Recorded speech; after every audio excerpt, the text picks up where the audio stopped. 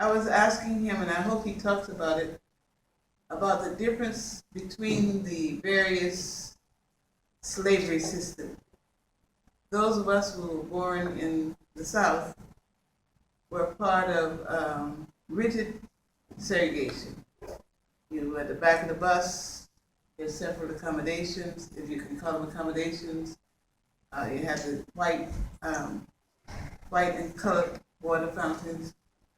And one day I'll show you a picture of my school where I went to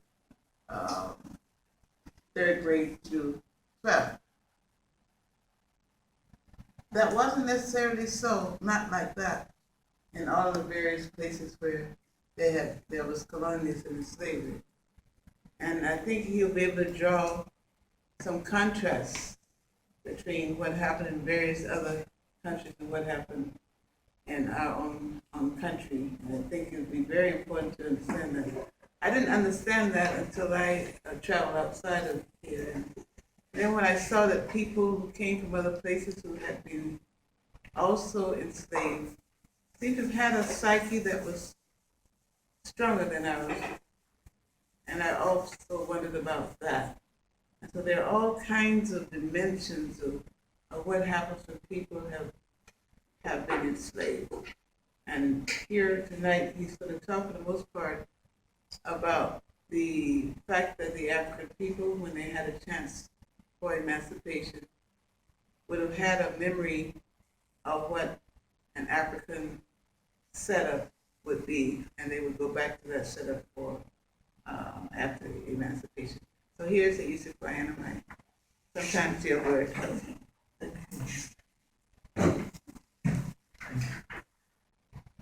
Good evening again.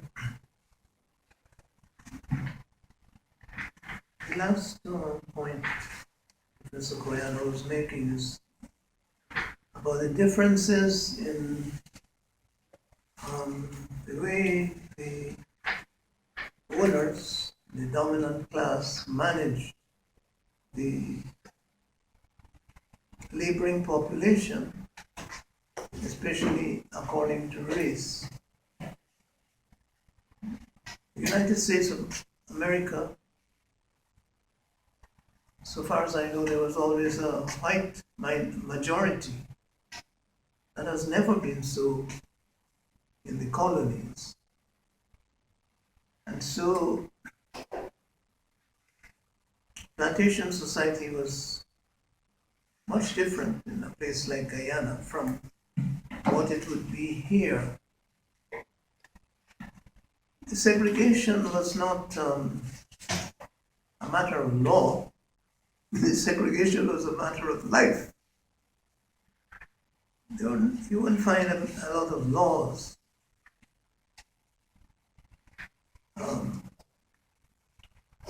The question is that the white people were the managers, the governors, for a long time the lawmakers, the company directors in the Dutch West India Company while it lasted. They were appointed from Holland and sent out here. An interesting thing is that the company was also the state. The company was also the state. This is a finding that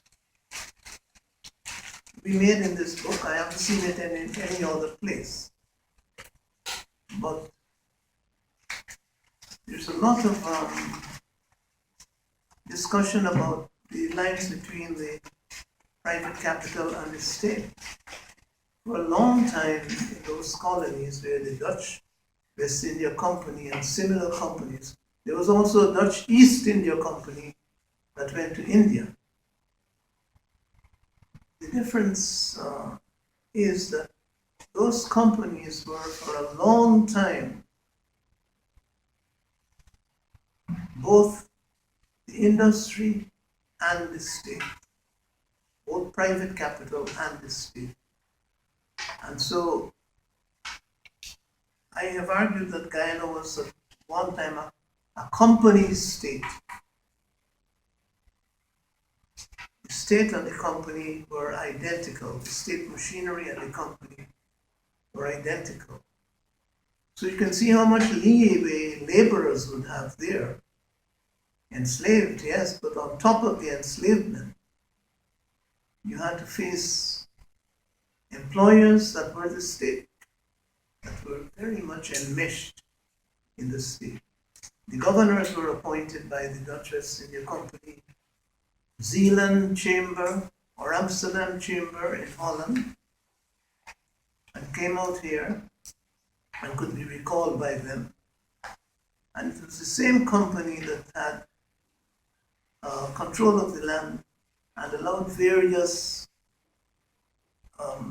plantation owners to buy a plantation or to lease a plantation and carry on their work. Tonight we have to spend most of the time on what happened after the enslavement was over.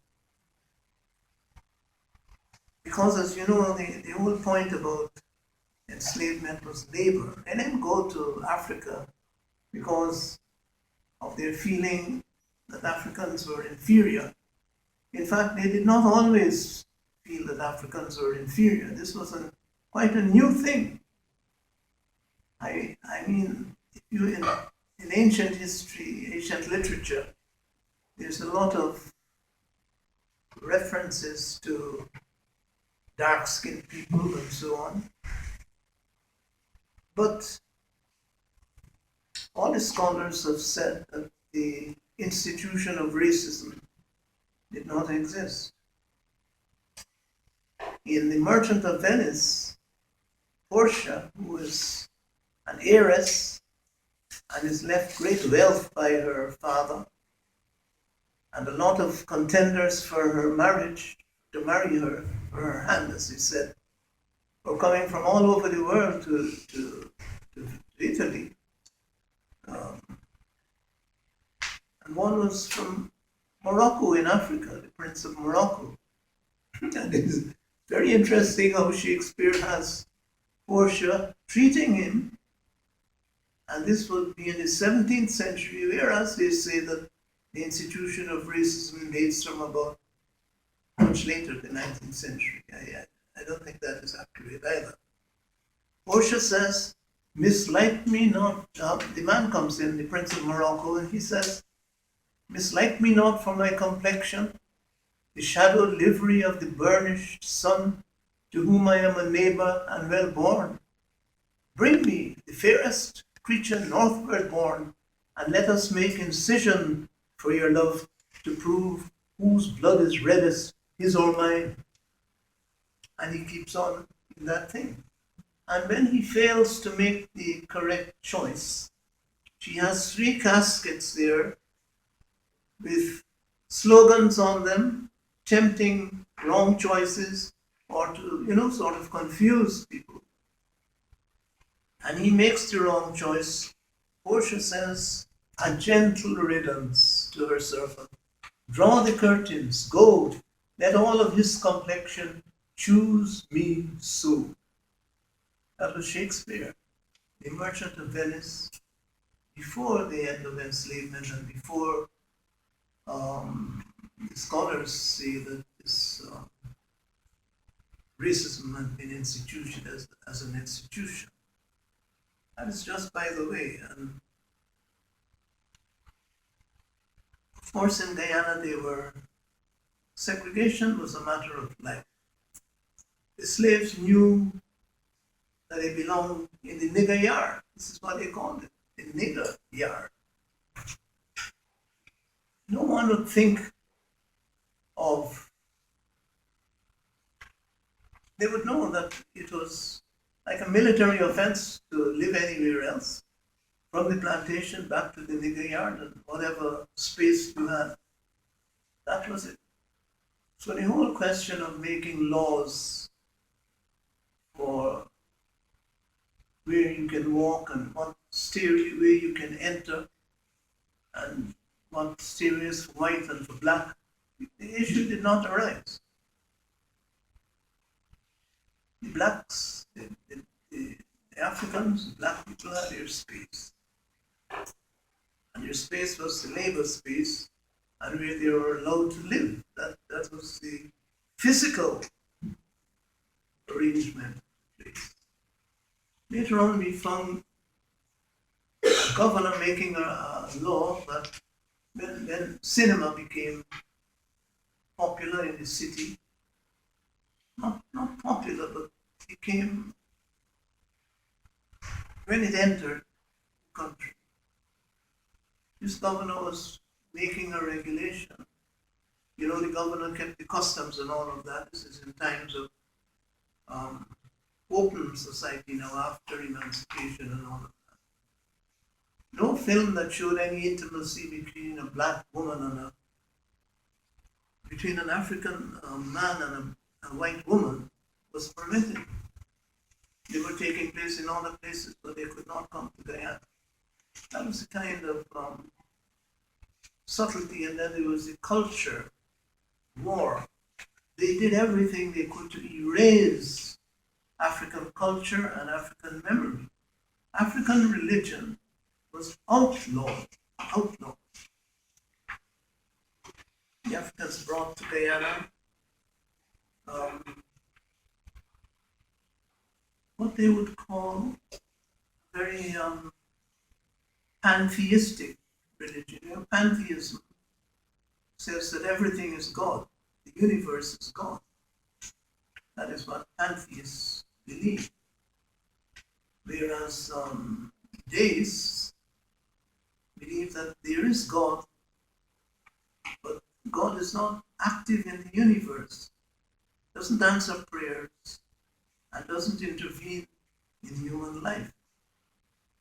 The theist, on the other hand, believes that God is active in the universe, doing things, apart from controlling it. The African religion was something very pantheistic. There were spirits everywhere. In every tree, everything natural had a spirit. This is what the Europeans sometimes call animism, in a very contemptuous way. Those things, that practice was banned.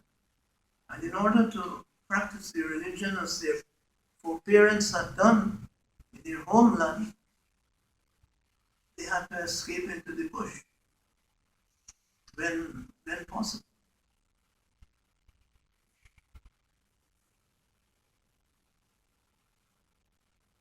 Now, after emancipation, plantation owners had the question of labor, the problem of where will we get labor from to work these plantations. Plantations in Guyana at the time of emancipation were mainly cotton plantations. They had sugar plantations, they had cotton plantations mainly.